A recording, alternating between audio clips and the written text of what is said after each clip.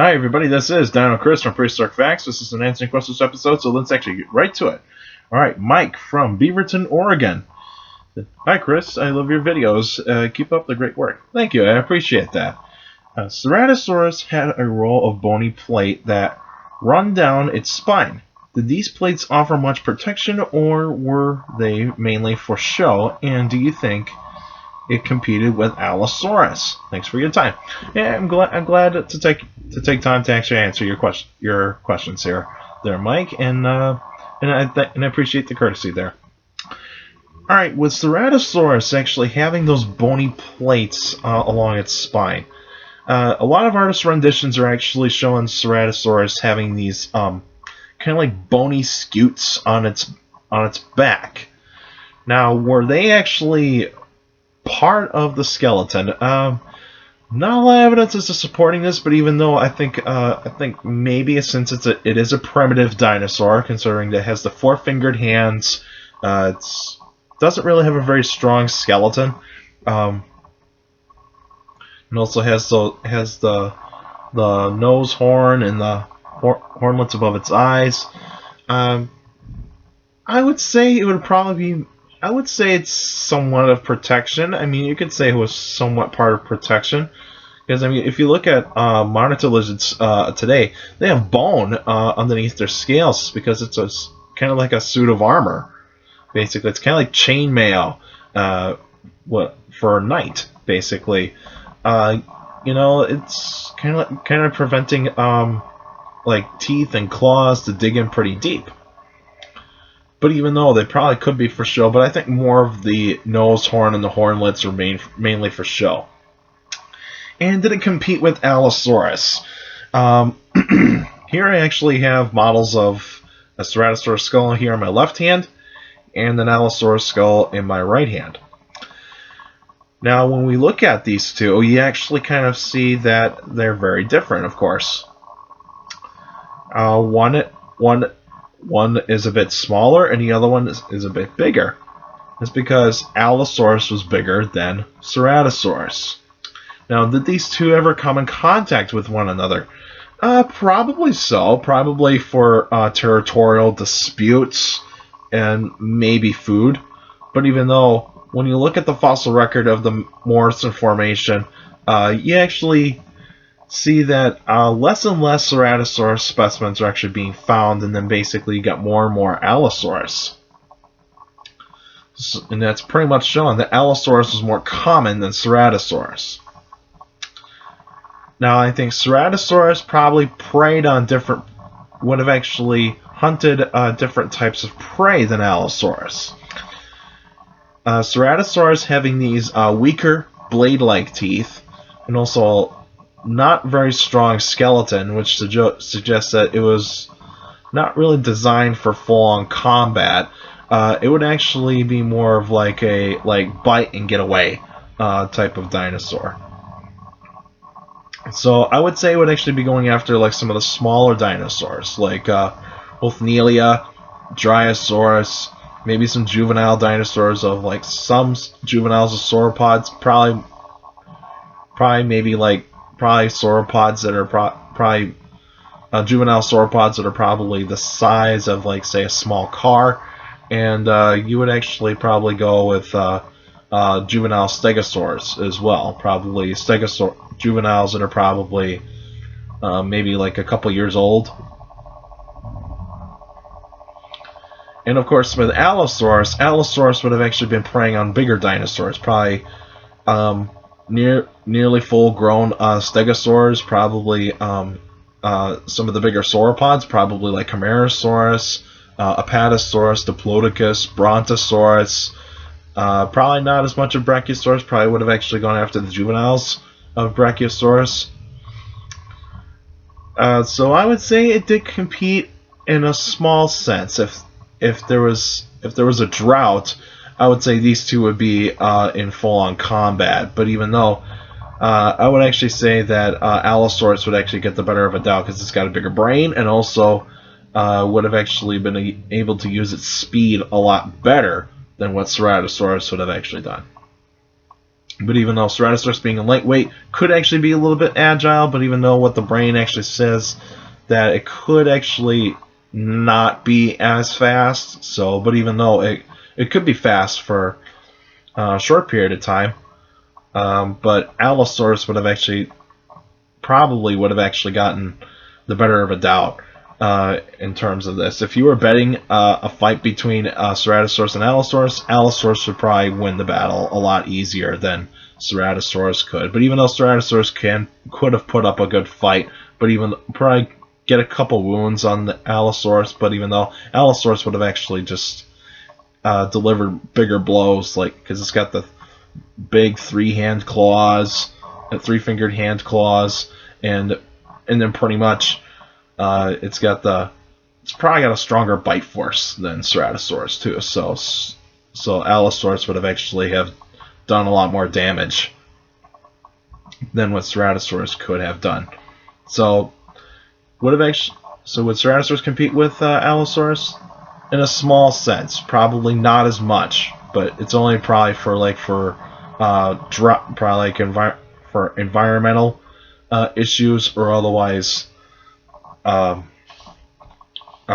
less food, or otherwise less food supply, if you give or take.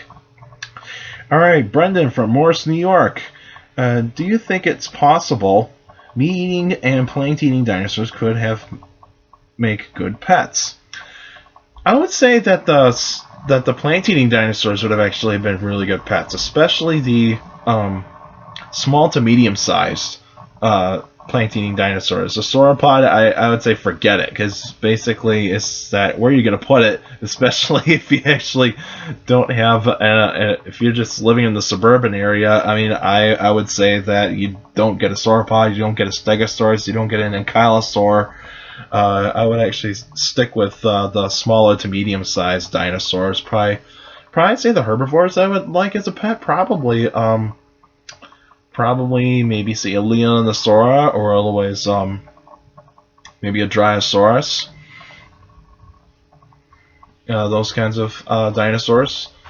Or otherwise a Protoceratops. Protoceratops would actually be a pretty good pet. For the meat-eating dinosaurs, you do not want a big carnivorous dinosaur. And you don't want to get a Tyrannosaurus Rex, because especially that when it's become a fully grown adult, you would just say run for your life, you know. I mean, it could be a very good guard, could be a very good guarding dinosaur, basically can control whoever goes in and out of your house. Raptors, forget about it, because basically the raptors would not be very good pets. Because basically if you have a dromaeosaur as your pet, I would say make sure you actually have steel doors for your rooms, because basically you could actually be killed pretty quickly, and you have no idea, and they're very unpredictable, so better watch out.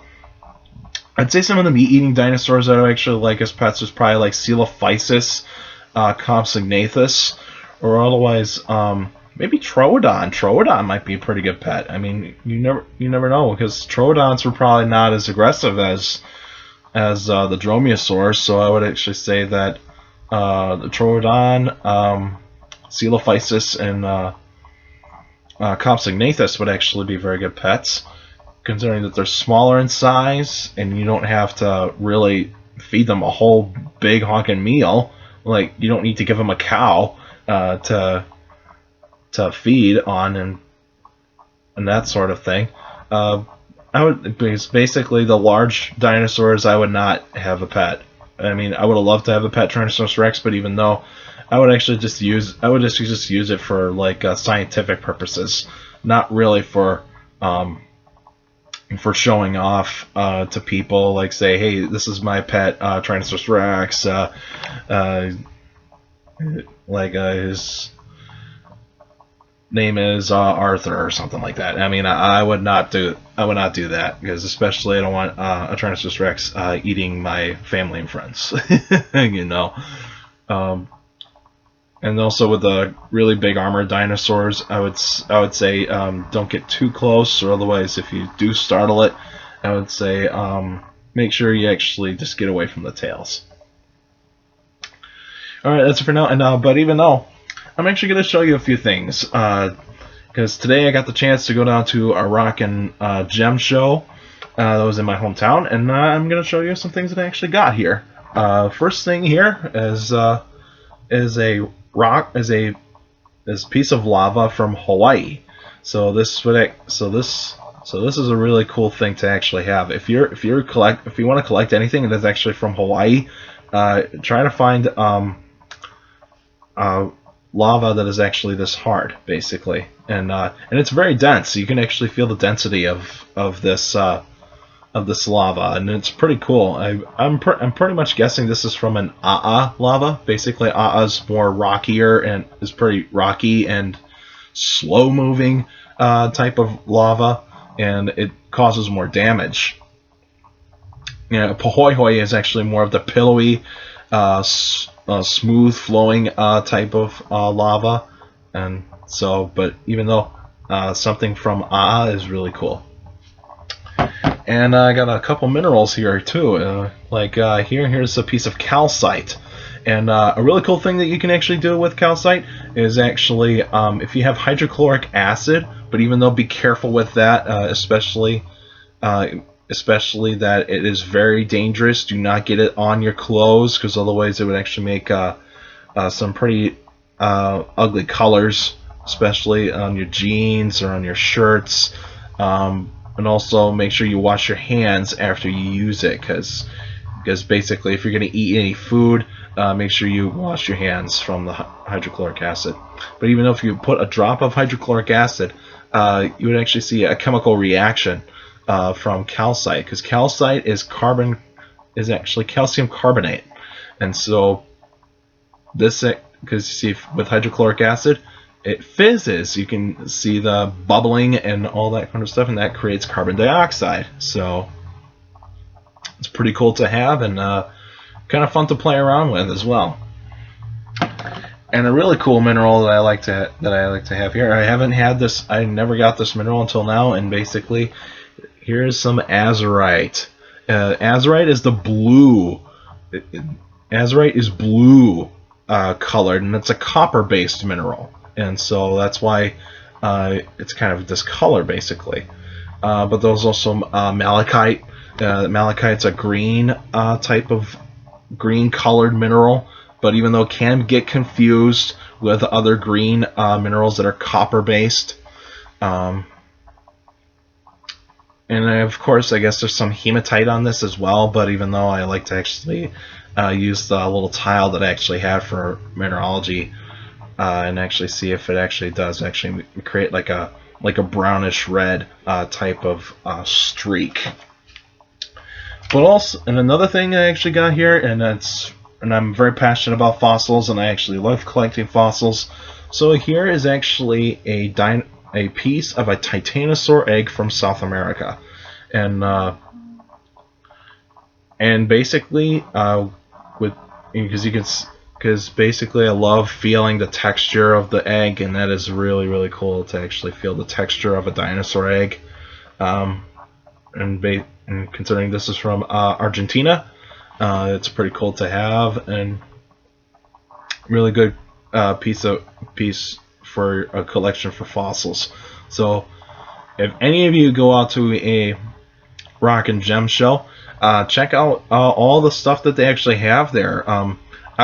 My advice is basically in my opinion, I prefer non-polished minerals or fossils, because basically it's just because they're actually a lot better to look at, and also it doesn't actually, and you actually get to see the texture and feel the texture of the fossil and the mineral. So I would actually say that but I mean, if you do prefer polished minerals or fossils, I mean, that's okay as well. I mean, I got a few polished minerals and fossils in my collection, but even though I just prefer the actual specimen itself. But also ask questions. Always ask questions to the vendors. Always ask questions, because ask him, where is this mineral found? Where was this fossil found? What formation did this come from? You know, all that sorts of stuff. And also make sure that that the locations that they actually got them from were actually from public land, though, too. So basically, they can collect these types of things. If they're actually collected in private land, that is considered poaching fossils, basically, or like stealing. So make sure you actually know what you're. I wouldn't say like and grill them like an interrogation. I would actually just say like, was this really found in public land, or did you get permission to go on like private land to actually do this? You know, that sort of thing. But it's pretty cool to actually get to see stuff like that. I mean, I was a little disappointed with the Rock and Gem show and the fact that it was kind of small and pretty much there was not that many things that I was very interested in. So it was kind of a little disappointing. But even though, but I'll be looking forward to the next season of looking at Rock and Gem shows to see what kind of stuff they got there. So the next one I'll go is actually a little bit further away from my hometown, and it will be actually happening in May. So hopefully I get a chance to actually go to that one. All right, that's it for now. Next week will be a special episode. So if you got a dinosaur or any other prehistoric life form, basically vertebrate, that you want me to talk about, feel free to email it to me at dinocris71@gmail.com, or otherwise go on my Facebook page. I have links to like dinosaur names and also mammal names, and also if there's like a a prehistoric sea monster you want me to talk about, tell me on my Facebook page or on my email. But my Facebook page is Prehistoric Facts with Dino Chris. Like the page, and you can actually see what's on there. But also, you can still send me questions about dinosaurs or any other prehistoric life anytime by emailing me at dinocris71@gmail.com, or otherwise you can go on my Facebook page, Prehistoric Facts with Dino Chris, and you can post your questions in the comments section. But remember, keep your questions short and to the point. And also, you can follow me on Twitter at CSGRALL. That's my Twitter page, and I post pretty cool stuff on there. And also, you can and also take care of people around you. And also, for younger people out there, make sure to listen to your parents, your teachers, and your guardians. Those are the best motivation you can have for a good education. It's very important to have a good education, because with a good education, you do a good job in the future. All right, that's it for now, and I'll see you guys next week.